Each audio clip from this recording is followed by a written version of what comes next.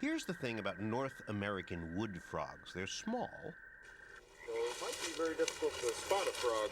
Very small, but they're everywhere, just out of view, hiding on the forest floor. Nothing. He's camouflaged. His coloration is the same as the soil around him. You see him here? He's cold. You can find them here in southern Ohio and all the way up to the Arctic Circle. But wherever they are, once it gets cold with the first sprinkle of ice, this frog does something I didn't know was possible. As soon as the frog just touches an ice crystal, This animal is going to freeze. Freeze? Freeze. Solid freeze. that touch of ice immediately sets off signals inside the frog, says Professor John Costanzo, that pulls water away from the center of its body, so the frog's internal organs are now wrapped in a puddle of water that then turns to solid ice. I still can't get over it. It's really an amazing thing. There is no breathing, no kidney function. The heart stops. And there will be no heartbeat for a long period of time. You mean as in no heartbeat? Right. Nothing. Flatline. Flatline. For an hour or two? It could be for days, perhaps even weeks. Really? It sounds like it's virtually dead, no? We know that the frog isn't dead, but he's probably about as close as you can get. To being dead. Yes.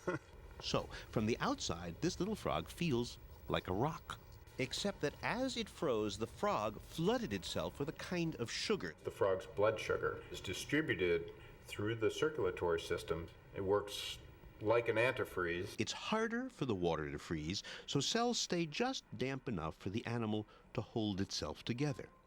Until the springtime, when the days grow a little longer and the ground gets a little warmer. And then, well, a kind of miracle happens. After weeks or months of no heartbeat, none, suddenly there's a pulse.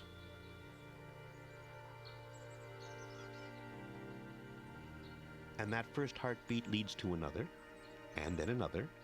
And then within a day, and in the case of this little frog, it took about 10 hours, the animal literally comes back to life.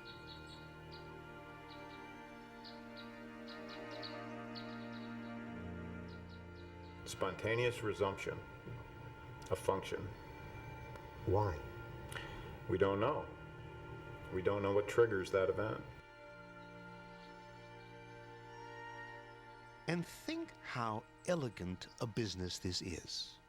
Because although the sun is warming up the outside of this little guy, somehow his insides, his heart, his brain, they thaw first. His insides warm up before his outsides. But somehow it all happens in perfect synchrony every spring.